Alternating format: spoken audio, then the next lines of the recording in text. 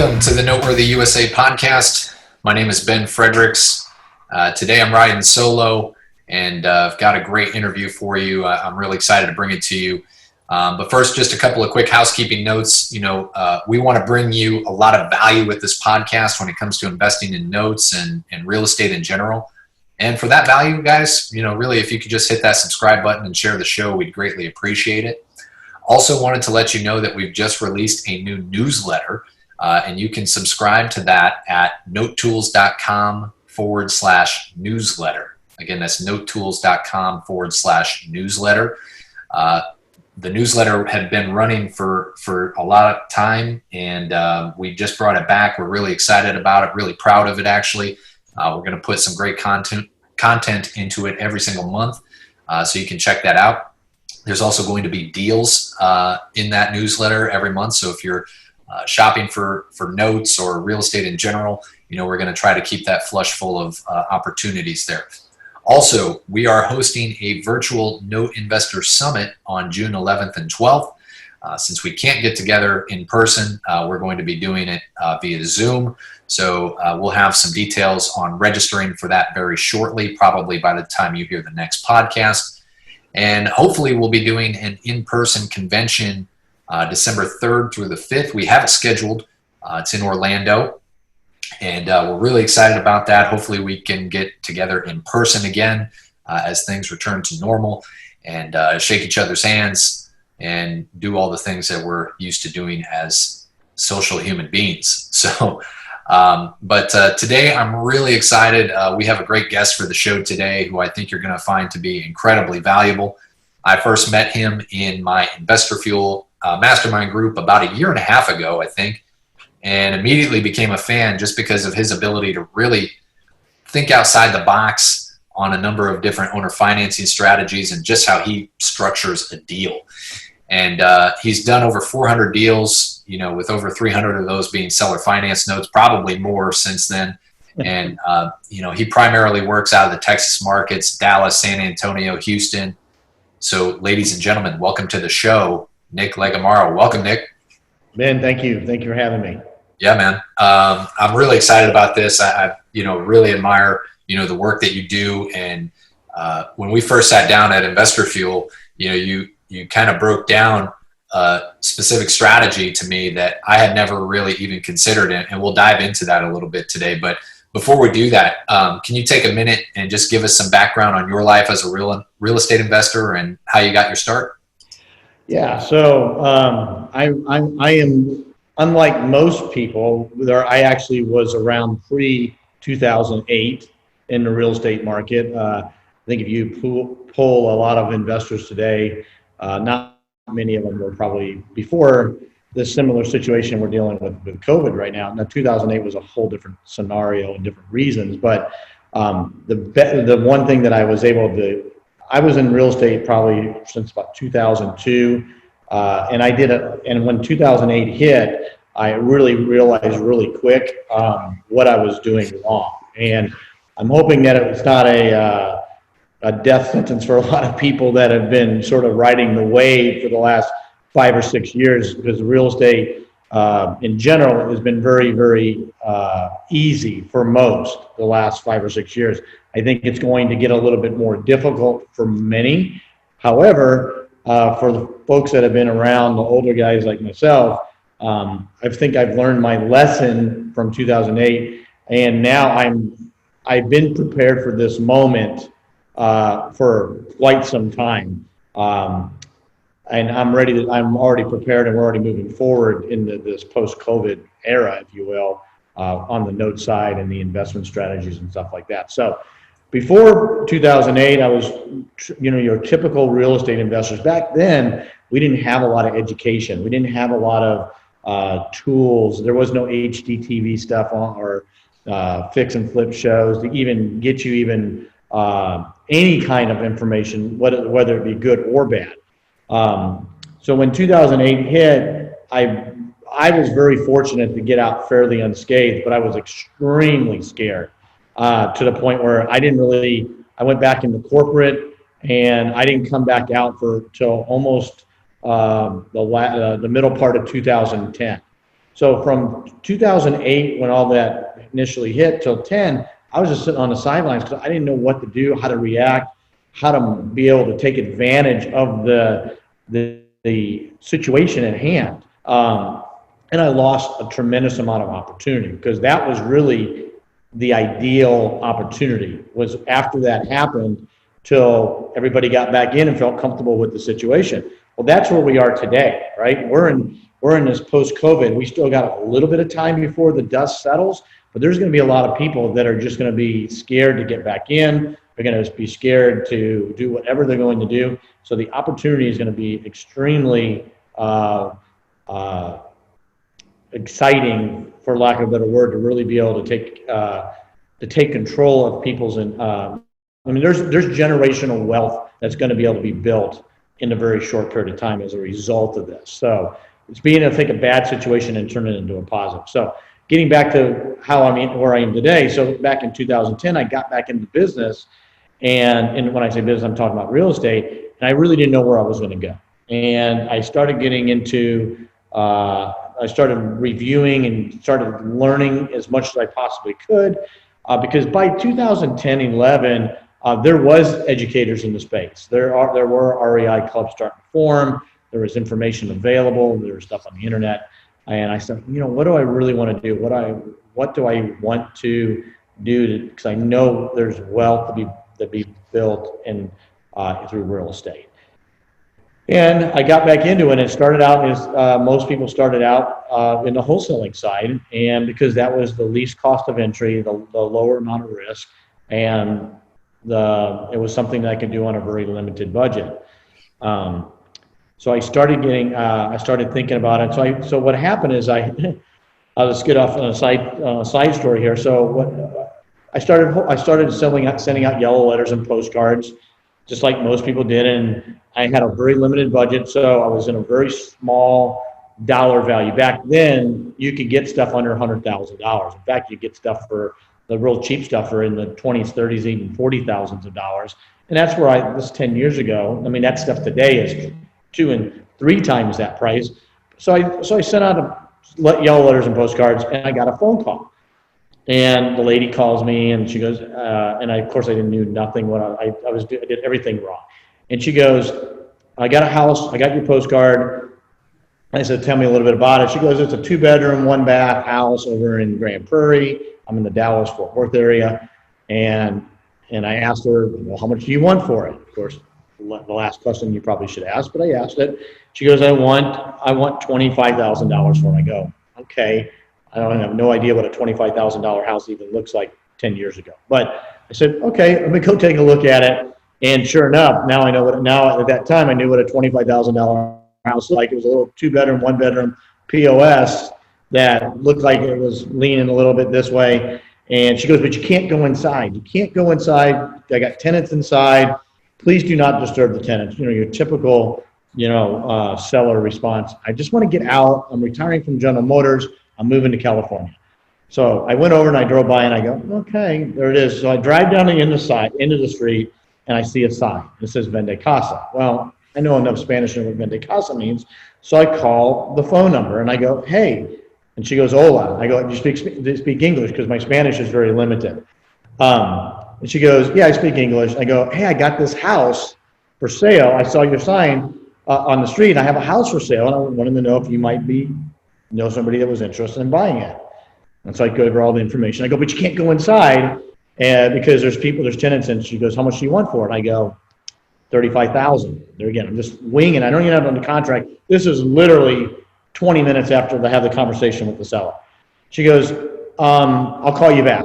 I go, okay, she'll call me back. So I get in my car, start driving back, and she calls me literally within the hour. And she goes, I got some buyers. They're at the house right now. I go, great. They're at the house. What are they going to knock on the door? And she goes, since they can't get inside, they'll say they'll give you $32,000 cash. I go, do the math. I go, wait a second. I can get it for 25, 32,000. Okay, that seems like it's a good deal. I'm not a financial expert at the time, but I go, that seems good. And I asked her how much she wanted. She goes, I want $1,500. So I did the math real quick, and I go, okay, that's closing cost. That's $5,000. Still didn't have it under contract. So long story short, got the deal done, and then got it contracted, sold, and whatnot. So I sold that for cash transaction. Same mailing, not even 3 days later, I get another phone call from another seller, and she goes, and it seemed like it was almost the same deal. I guess that's because that was the way I marketed. She goes, I owe $22,000 to the bank. I just want to get out of it. I don't live there anymore. I moved. I can't afford the taxes anymore. I just want to get out of it. But this is a much nicer house, and I had it worth about $50,000. So I called Lydia, and I go, hey, Lydia, I got another house. She goes, but I go, I want $25,000 down on the house, and I'll finance the difference. I'll carry the note. I'll carry a $20,000 note. And I think I don't even remember what it was now. I think it was like for 5 years at like 5%. It was some ridiculous number that I would never do again today, but I did it at the time. And she goes, okay, let me see. So sure enough, we get another buyer that comes up with $25,000 down cash, and I write a note for $20,000 for 5 years. And I go, and this seems too easy. I go, and I know it's not, right? I've done this before. I know this is not. But then I started thinking about it. And so I go, hey, Lydia, let me ask you a question. I'm meeting her, we're having lunch, and I go, let me ask you a question. I go, how many buyers do you know or have, because I didn't even have $25,000 cash liquid. I mean, I had a lot of stuff. I didn't have $25,000 sitting in my account to do this. And she gets out this notebook, and she just starts going page after page after page after page. I mean, I kid you not. It was there must have been hundreds of people in there with their name, their phone number, and how much cash they had. And the cash that they had was $5,000, $10,000, $40,000. I saw people as much as $80,000, $90,000, $100,000. And so I go, so Lydia, let me ask you a question. I go, if I could get you nicer houses, would buyers be interested in still putting $25,000 down on an $80,000 or $90,000 house and us carrying back the terms? And she goes, I think so, because these houses that I was doing on the first couple, they weren't very nice. I mean, they're $40,000, $50,000 houses, and we didn't repair any of those. They just sold them as is, and we did a deal. I go, if we fixed them up and made them livable and nice, would they be willing to do it? And she goes, yeah. And so, 600 transactions later, here we are today on how we built basically a buy, fix, sell, create seller financing model. Now it's evolved a lot since then, but that's really how it all started. And once we figured out the demand and the need and the desire in the marketplace where borrowers needed help on financing, that we could show them how to own versus rent for pretty much the same monthly payment, it was over. Because like today, in today's environment, I mean, it's going to get even tougher. Even though interest rates are going down low, the ability to qualify is getting more and more difficult. And I haven't seen the 2019 number yet. Well, no, I did see. The average decline credit score is somewhere between 700 and 710 right now. So even if you go to get a traditional mortgage and you have a credit score of 710, there's still a fairly high probability that's going to get declined because there's other factors in underwriting. The other big factor is right now we're seeing is that banks are only approving about 45% of the people that apply, can't even go get a traditional loan. So you take into the fact that 45% of the population can't go get a traditional loan, and they already have a 700 credit score. That's a perfect recipe for to take advantage of creating seller financing notes, and that's not going to change because more people are becoming self-employed, more people are going to be working for themselves, and the ability to go get a traditional loan is just not going to be available like it was in the past.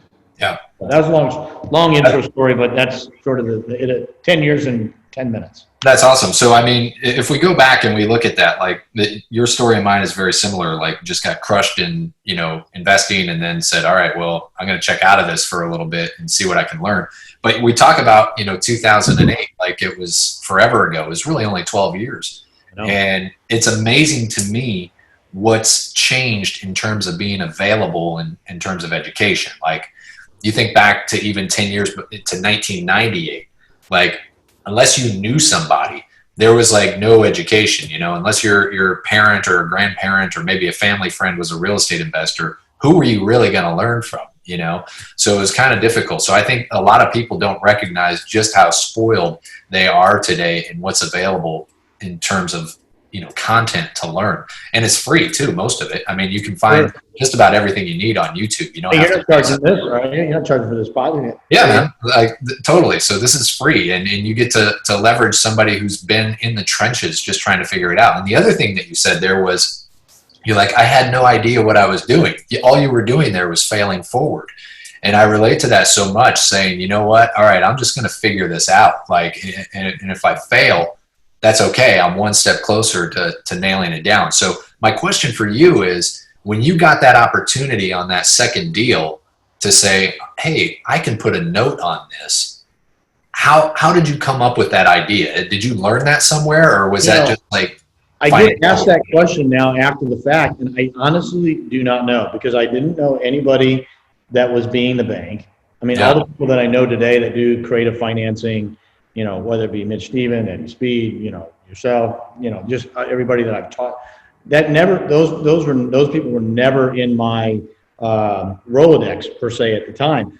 Yeah. I just knew that, I guess the bottom line was, I guess what really was the trigger point is, I just don't think I thought anybody had $45,000 in cash to pay for the house. Sure. Because I didn't have $45,000 in cash. And it took me a long time to take me out of the equation in doing the deals, because I think that's the biggest mistake most investors make. They put themselves in it. Well, they're not going to like this color, or they're not going to like this finish out, or they're not going to like this neighborhood. Well, you might not like that color, and right? But doesn't mean that somebody else isn't going to like it. And so I learned to take that myself out of that part of the equation a long time ago, because it's not where I'm gonna live and raise my family, and what isn't maybe appealing to me is extremely attractive to other folks. So I think that was probably the main thing, is I just didn't think somebody had it. So I go, how am I going to get 45? I don't want to sell it for 25. I want to sell it for 45. So maybe I'll just make favorable terms. I had a home mortgage. I understood what the mortgage was. I don't even think, honestly, I don't even know that, matter of fact, I know this for a fact, I didn't even amortize the original note. It was a simple interest, like a car bank loan, right? That just goes to show you how little knowledge I knew. I mean, I had enough to be dangerous, but it was a simple interest 5-year note. I don't even know that I know that didn't even go full term. I think the guy just accelerated and paid it off in like a year. He just kept paying money and paying it down. So anyway, but then from there it evolved, and then we started writing the more traditional stuff, and I started really understanding the concept of financing and being the bank, and control versus own, which is where we are today. Yeah. So, and then you mentioned a second thing there was that somebody had just a notebook. Was this a realtor that had a notebook full of people that? No, she was marketing for some other people that I guess were doing some stuff. At the time I thought I came up with this great brand new idea, right? It's like, man, I just figured out how to, to do something no one else knows how to do. Well, once you start, it's like when you go buy a car, you go, oh, I just bought this car, and then you buy whatever it is that you buy, and then all of a sudden you're driving down the road, and now you see 15 cars in 5 minutes, identical to yours. It's like, oh, maybe it wasn't such a good idea after all. But the point is that there was other people that were doing it, and then starting to collaborate with them in doing certain things, and really fine tuning the process. Because at the end of the day, this was really about what it really boiled down at the time, and it still applies to today, and I mentioned it earlier. When you're able to take a property and you're able to put it in front of a buyer, and you're able to have them make an objective decision if they can own this property for $1,200 a month, or rent it for $1,200 a month, or whatever the numbers are, it makes it extremely easy for the borrower and the potential buyer to say yes. But if you have the same house and you can rent it for $1,000 or buy it and own it for $1,500, it's no longer as objective, because now it becomes more subjective, because can I really afford that extra $500 a month to live in the same house? Yeah. That's sort of that as well. Yeah. But that relationship really kind of was the catalyst for you, right? I mean, it gave you a lot of additional opportunities. And I think a lot of people pass that by. Like, they don't realize, like, there are people out there that are constantly marketing and finding new ways. And whether it be, a realtor, it could be a mortgage broker that has people that they've had to turn down, and they just don't. I was just having a conversation, Pace Morby, another good friend of mine, huge in the creative financing side of it. We just had a conversation about it, and just, whether it be, mortgage, we already know the traditional lenders they only approve 55 or 60% of the people that come through their door. What happens to the rest of them? Pick up the phone, call a mortgage banker, mortgage broker, loan officer, whatever they call them wherever you are, and ask them, hey, how many people have you had to turn down for whatever reason? Whether it be DTI, credit score, could be one of 7 or 8 different things that prevent that bank from writing the loan for that borrower, regardless of what the rate is. Right. That's awesome, man. So basically, let's say I'm new to note investing, right? So you kind of got your start in it by accident. I did too, really. I mean, I met my mentor, and I was like, he told me what he did in terms of owner financing. I was like, this is a thing? Like, this really exists? I never heard of that. Like, I just thought it was rental property and then banks. I never considered that, holding paper on a property was even like a real deal. So when I discovered it, my hair was blown back. I was just like, this is unbelievable. So, let's say I'm new to this, and all I've done up to this point is, rentals or wholesaling. I'm just trying to get my foot in the door and say, all right, I want to create some real wealth here. Where do you think like the best place is to start? I would say I would definitely look to purchase pre-existing notes versus going and creating them yourself, because there's a lot of moving parts to note creation and just notes in general. I mean, a wholesale, there's a lot of people that get into real estate and they want to fix and flip, right? So, or they want to they're going to buy a property, they're going to fix it, they're going to turn it into a rental. Okay, that's fine. That's a very viable model. We'll see how viable it is the next 6 to 12 months, but up until a month ago, extremely viable. But when you write a note, there's a lot of things you have to be extremely cautious of. You have things like Dodd-Frank compliance. You have SAFE Act. You have, is it a qualified mortgage? Is it a conforming mortgage? How high can I write the interest rate? They're all very doable things, and people like ourselves that have done this numerous times, we understand that. But if you're only going to do this once or twice, or maybe even 3 times, is it really worth the energy and effort to go through and understand all of that stuff from a legal perspective? Because you don't want to put yourself in a bad position, right? Yeah. When I was in college, this funny story, I was crossing the street going to class, and I get to the other side, and the police officer comes up and goes, son, you know that you're not the crosswalk is over there. Shouldn't you were jaywalking? I go, sorry, officer, I didn't know. I'm sorry, I didn't know I couldn't do that. And he goes, ignorance of the law is no excuse. I never forget that.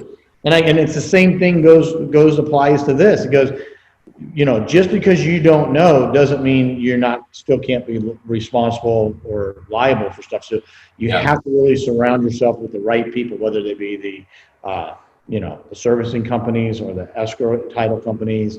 Sure, I can go write a contract on a napkin and agree to do a deal with you, and you can pay me cash if you want.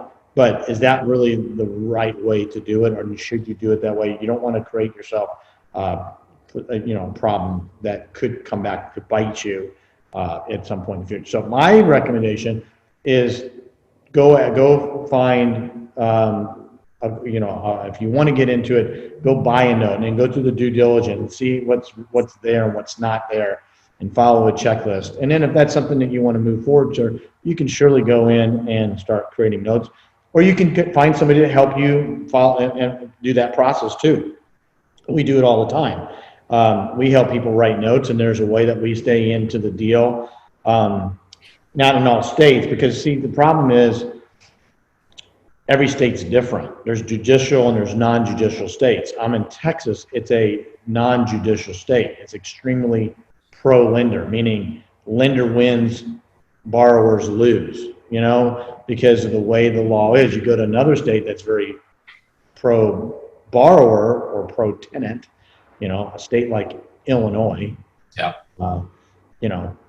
They might say, oh, we're not doing anything for 2 years because we just feel bad for everybody. It is what it is. So you have to be able to make sure you understand whatever those constraints or situations may cause. And if you get into a default situation, the idea is never put it so you're in a best position. So even in the event of a default, you're still protected. That's the key. Yeah. You said something interesting there, and this is, I never thought of that, when I first got started. I was just like, all right, I'm just going to dive in here. But it's true, because as I've looked back over the last several years, as I've built my own owner financing business, it takes a tremendous amount of systems to put in place, and human resources, and, the people that you got to manage throughout that process. So, it's not. If you're only going to do a handful of deals, it doesn't. The building this huge infrastructure and system doesn't make a lot of sense. Yeah, you need to be able to recoup it and recover it, and you need to have it to go over time. Where a wholesale deal or a fix and flip might be 15 steps, right? Yeah. You add on the component of the financing side, you're tripling the number of steps, and each step has to make sure that you have checks and balances in place.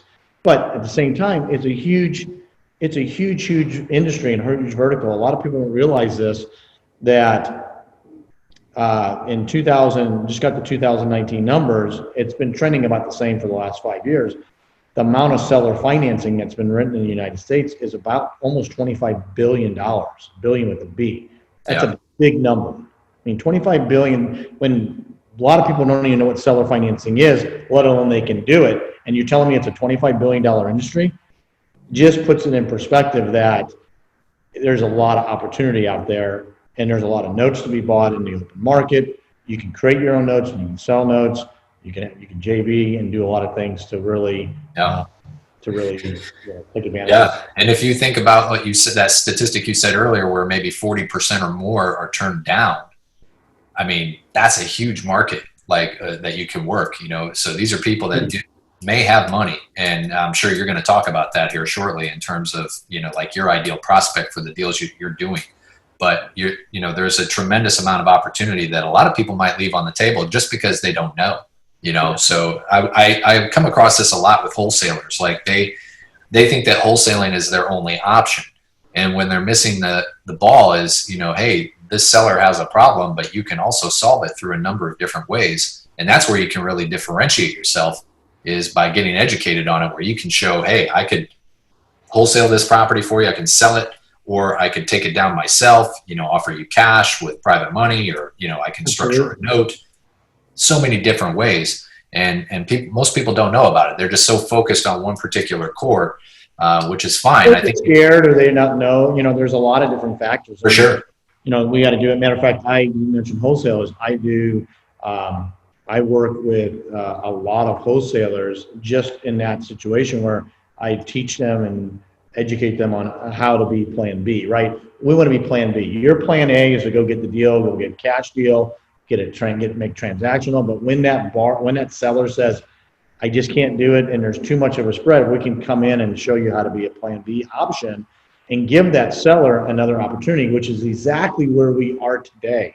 Today, May 2020, not even 60 days post-COVID, right? That's where this opportunity is going to be moving forward, is the ability to go out and be able to get properties contracted on terms and in a creative mechanism, because cash is not going to be, because the seller is not going to want to take the discount that a wholesaler is going to demand in a buyer's market. We are in a buyer's market right now, not a seller's market.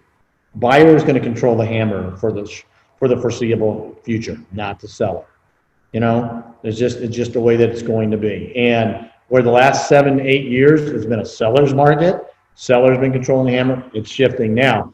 And the way that we can get sellers, not to get off on a tangent here, to get sellers their pricing, the one that they want, cash offer 70,000, seller wants 100,000. Well, how do you do that? Well, the way you do it is by coming in and do creative financing and buying that property on terms, which is the inverse of what we've been talking about, creating the note for you to benefit from, and give the seller their full asking price on terms. And then taking that and instead of taking that property down with cash, now you just take it down with terms and you can go do what we know as a wrap mortgage. We do a lot of mortgages, whole nother conversation, whole nother hour discussion. But there again, it all starts with the acquisition of the property. Yeah. So you talked about somebody that says, "Hey, let me just get in on a couple of deals here a year." If they start evaluating notes, like if you're looking at a deal, what are on a buying some paper, what would you say are like, maybe like your top things on your checklist that you need to look at in order to make sure it's a square deal? Yeah, I mean, that's a great question. So I always go back and look at how we've done it, okay? And how we did it and do it today is really the exception to the rule, if you want to know the truth, Ben. When I write my notes, and I always write my notes as if I'm going to hold them for the term that I write them for. If it's a 20-year, 30-year term, I'm writing them as if I'm going to hold them and keep them for the length of the term. So I want to make sure the house is in good condition. I want to make sure the borrower has been underwritten correctly and they can actually make the payment. I don't really care if they're what their job is or where it comes from. We want to make sure that I like looking at stuff like, where is it located, physically located, not only the city, but the zip code.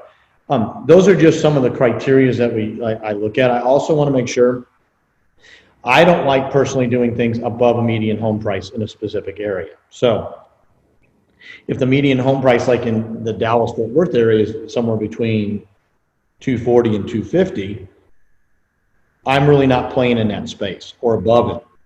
I want to keep my stuff on the left side of that curve for a lot of different reasons. I want to stay in the affordable range for a lot of different reasons. I want to be where the masses are. So if I have to take that property back in a default situation, either for cash for keys, deed in lieu, or if I have to go down the foreclosure path, I want to know that I'm going to be able to take around and turn that property around and get my cash back, because banks always get paid. Yeah. Okay. Even in today's environment of COVID, and there's forbearance and maybe some loan modifications, the bank's ultimately going to get paid. And that's what we're talking about here. We're talking about being the bank, and we're talking about controlling that piece of real estate, not owning it. And we control it with the promissory note. And the promissory note allows us to get paid according to the contract. And if the borrower doesn't pay, then we get to do something to get our investment back. So those are the kind of things that I like to look at. You want to make sure you want to pull title, make sure there's no other encumbrances on it, no other liens or judgments or things like that. I prefer to have my taxes and insurances already escrowed in the note when I buy. A lot of seller financing, they don't really do that because it looks like the payment is actually lower to the borrower, even though they're deferring the thing out. I like all my notes to be serviced by a third-party servicing company.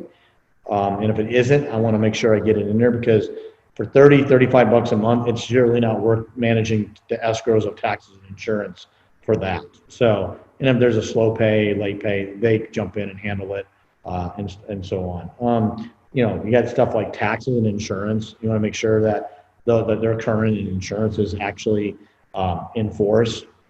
If there was any, how was the borrower underwritten when the note was originally created, right?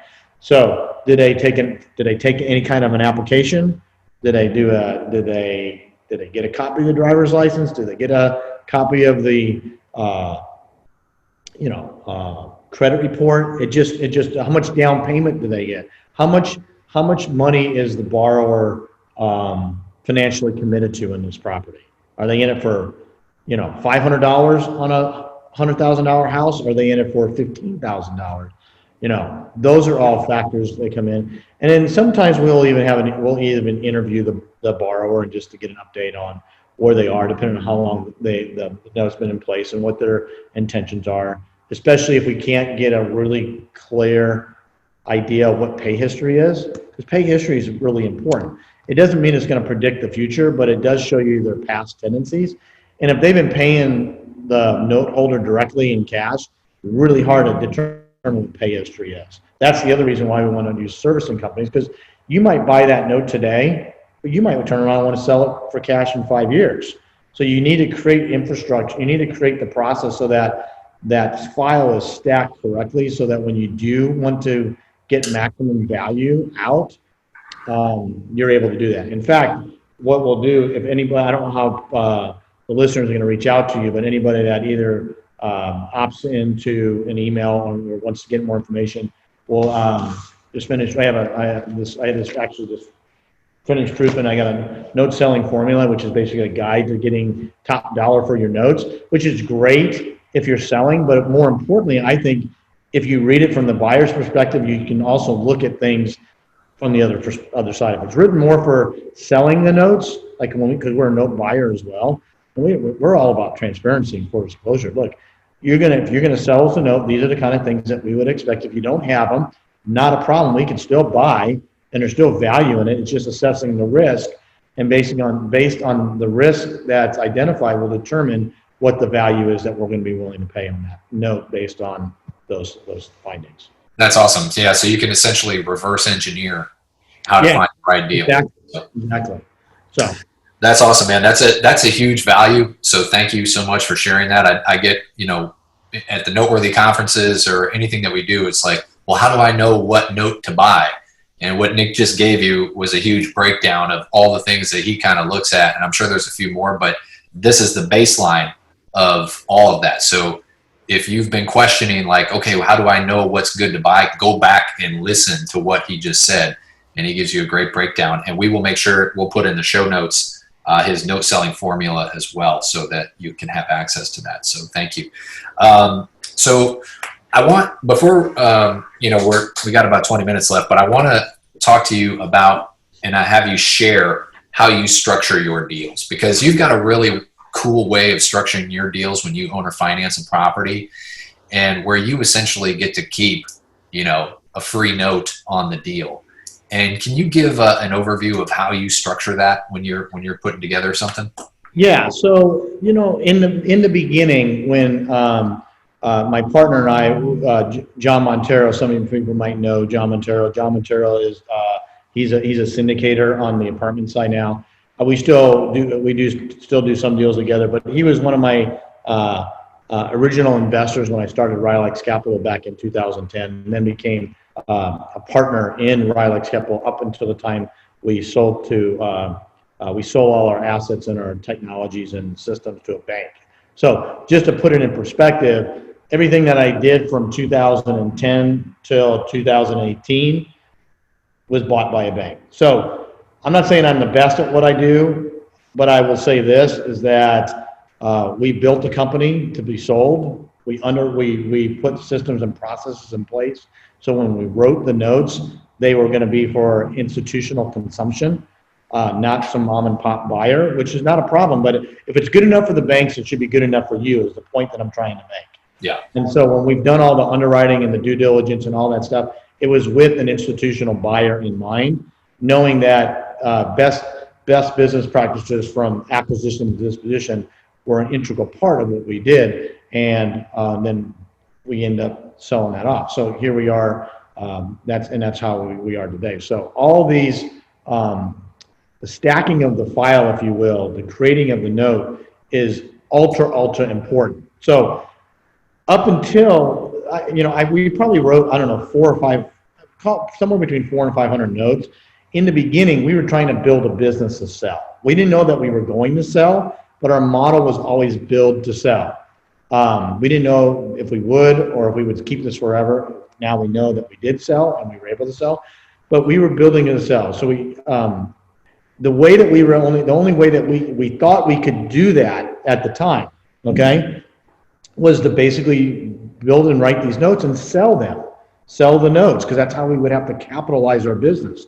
Because even though a 10% interest rate note on a 30-year term amortized is a great return and a great investment, you run out of cash. I mean, how many of those can I possibly do? Pick a number. If I had $10 million, how many can I do? I run out. It's not a scalable, replicatable model unless I have the ability to get cash back out. Yep. And which is a little bit more tricky than a rental property, because most don't understand how to borrow against a note. You can do things called hypothecation, which we're not getting into the details on that, but that's really that's the equivalent to going and getting a loan on a rental property and having debt and then having a tenant here.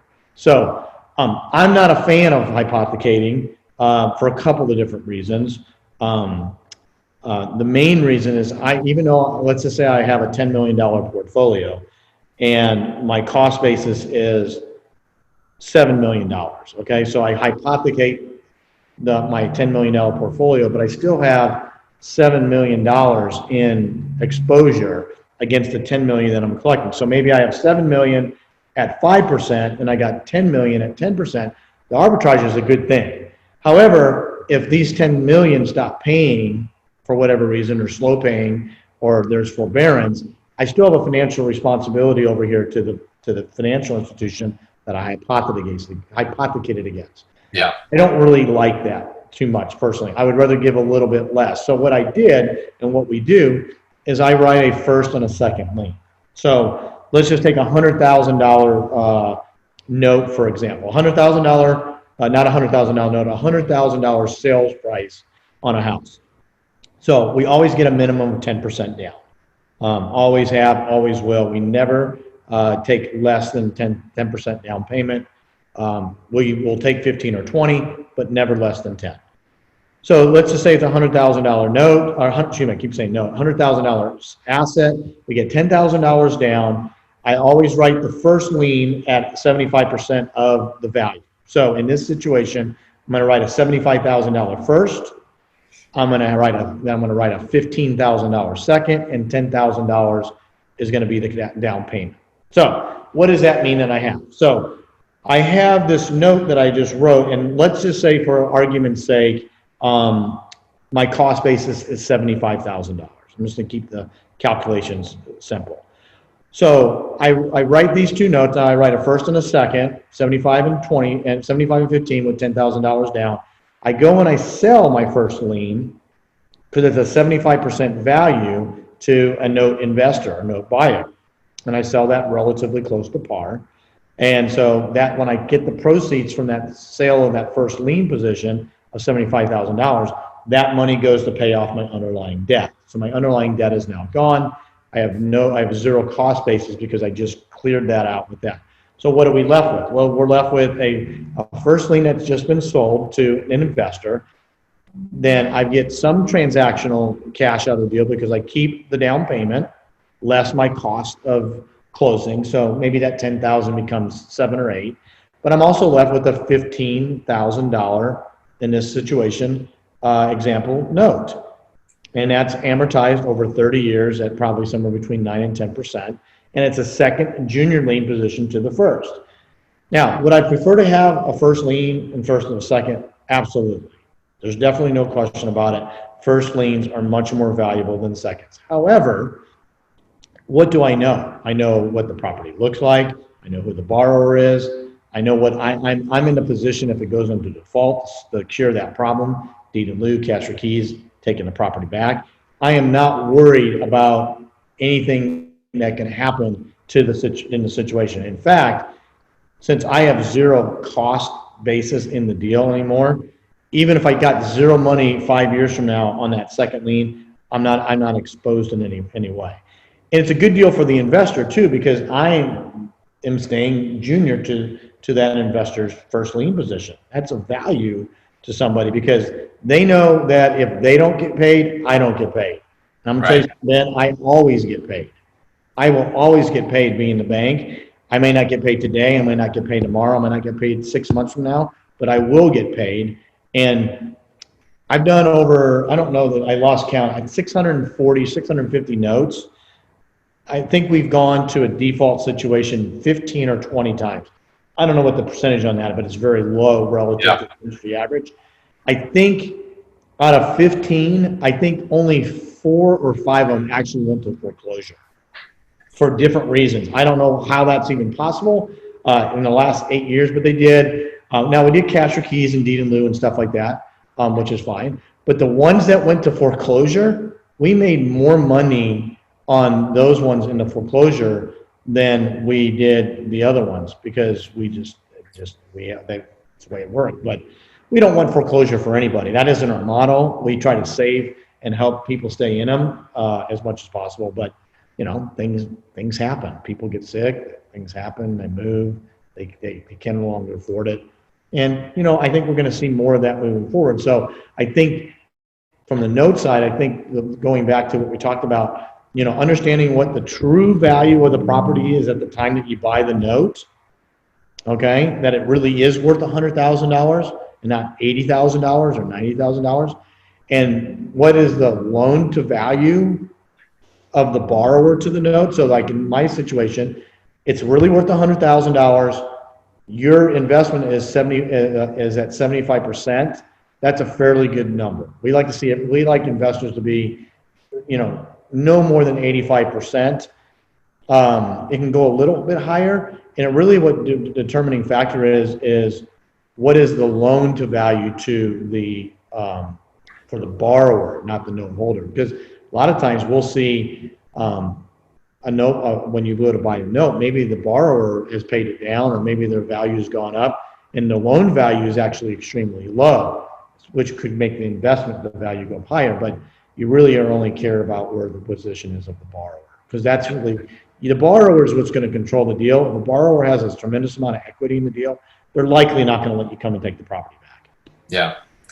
So when you were structuring the actual acquisition of this particular property, right? So let's say you're buying it from a wholesaler. Do you have a sort of your target formula saying, all right, this is where I need to be all in to make this a workable deal? Because if you're selling the note, that first close to par to get all your money back to your original investor, do you sort of know? I know you do. But what is that sort of target number that you need to acquire that property for? Well, before COVID, it was 78% of value, of true value. I do my own valuations. We have our own internal ability to go and do appraisals and BPOs, and I would never ever exceed 78% of market value, of what the value actually is. Okay. So now I've reduced that down in the business that we're doing more closer to 75%. But there again, we're playing in a space where we're below the median home prices, which is a very desirable place for us to be. We're not dealing stuff in, above the median price point. Awesome. All right, cool. So you mentioned something there in terms of like opportunities. So, I think, and I've said this on the show, pretty much every episode, in the last several weeks, is that this is probably going to be one of the biggest opportunities we'll ever see in our lifetime. What do you think are, going to be sort of your focus points on this in terms of, acquisitions of deals and, dispoing those deals for owner finance? What do you have a sort of game plan that you think you're going to be working going forward? Yeah, I think if right now it's full steam ahead on trying to acquire notes. I mean, I want to go buy notes, because here's the beauty of notes, is that just like there's motivated sellers for houses, there's also motivated sellers for promissory notes. Yeah. And, the situation is, if they are at if they need the cash, they might be getting $500 a month in cash flow, and they may rather have $50,000 cash in lieu of the cash flow. So that's what we do as note buyers. We go out and we buy either portfolios of notes or from individuals, and we bring them in house. We clean up the notes. We make sure the files are stacked ready, and then we make them available on a one-off basis or as needed to note investors, right? So that's what this is what we're talking about. So we still create some notes, but I can't create nearly as many notes as I can go out and buy that have already been done. So like when we were talking about the due diligence checklist and things that people should be looking at, that's all the stuff that we do internally, because like I said from the beginning, even though my exit is to buy notes, sell notes, buy notes, sell notes, every time I buy a note, the mindset is that I'm always buying it to hold for the term of the note, whether I'm buying it or creating the note. So, the opportunity is, and what we're looking for is to really have note invest, people that want to get into note investing, that want to buy notes, that want to have the ability to be the bank versus a landlord, right? They're afraid of the market on what it's going to do. Notes is a very secure investment strategy, and I know you talked about this on many things, but it's collateralized by the actual property, the actual real estate itself. So, that's what we're doing. We have investors that we provide opportunities for to basically buy and hold notes, and you do the same thing. And that's really where I think the opportunity is. But it doesn't matter how many people we share this with and talk about, we can never fulfill everything. The demand for what we have and the supply that we can get our hands to or create is selling it is not going to be the issue, especially post-COVID, because it's the best alternative, in my opinion, that you can do. I mean, you can go have a rental portfolio, and you can have multifamily, and you can take those are opportunities that a lot of people have. But I said it once, I said it many times. There's a reason why banks are in the banking business, and why the biggest buildings in the city are banks. Is because banks know how. Because when you start dealing with amortization, and you understand how that works, and you understand control versus own, I much rather control versus own. I can control assets anywhere in the country, all over from anywhere in the world by this model. And I can also buy using my own personal cash to do this, or I can invest in my IRAs, my self-directed IRAs or Roth IRAs or whatever I have, to be able to do the same thing. And the beauty of notes is they're extremely liquid, right? Even though the term might be 30 years, you might just say, I just want to get 10% return on this for 3 years. I'm going to go sell it again on the open market. And you can do that. It's the beauty of it. This is so much easier than a rental property if you want cash flow, because you can go buy a note and do the due diligence or have somebody do it for you and be getting cash flow instantaneously in 7 days, as quick as you can underwrite and do the due diligence on the note itself. That's how quickly, because they're already performing the notes, and a lot of time, guess what they're doing? You're generating cash flow instantaneously among once you buy the property or buy the note, excuse me. Yeah.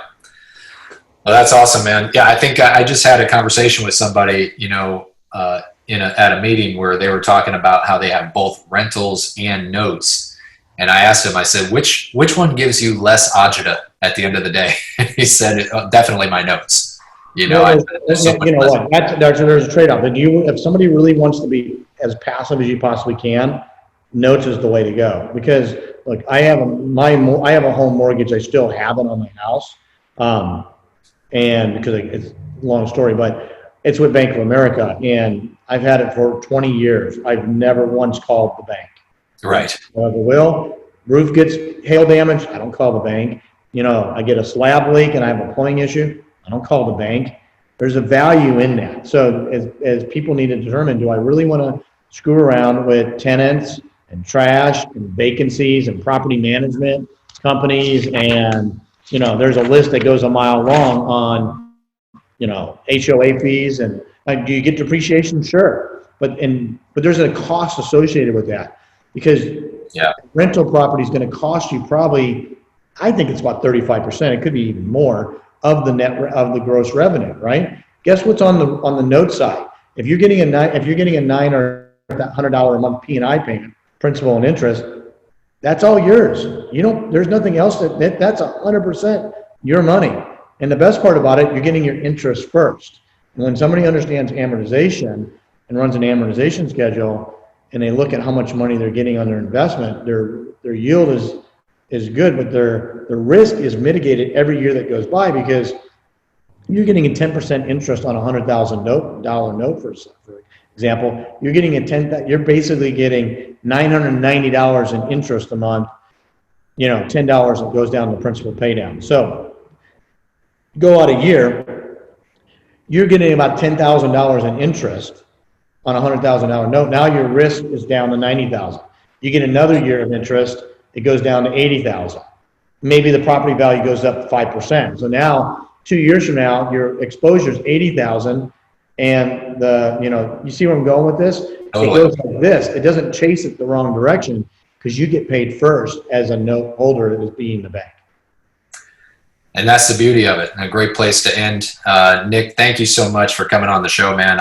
I wish I could talk to you about this for a couple hours. We got to have you back on at some point. So for sure, we'll dive in deeper into some other stuff, but you brought a tremendous amount of value. I'd encourage everybody to go back and listen to this a couple of times, because there's just some great nuggets in there that Nick dropped for you today. So where can people connect with you?